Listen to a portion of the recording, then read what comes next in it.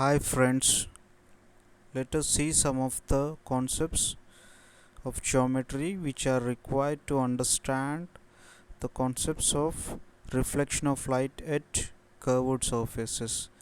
And please note that we are going through only the statements and not the entire proof. Now this concept is from your circle sign tangent. I have taken a circle here and I have taken a point capital P exterior of the circle. Now how many maximum number of tangents can I draw through this capital P? I can draw maximum 2 tangents. Maximum number of tangents which I can draw through this capital P are 2.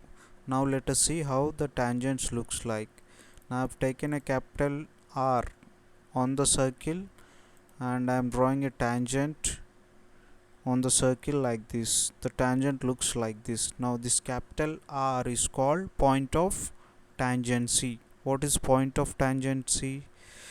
The point on the circle from which the tangent passes through is known as point of tangency.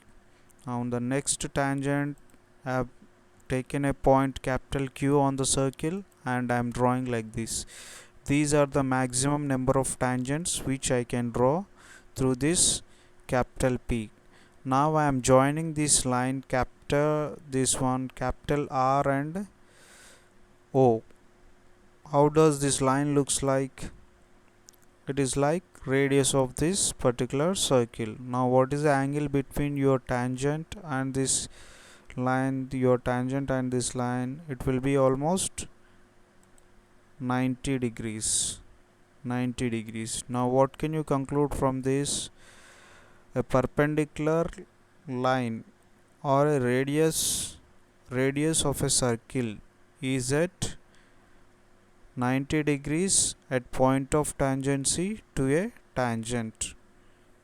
Radius of the circle is at perpendicular at a point of tangency of a tangent.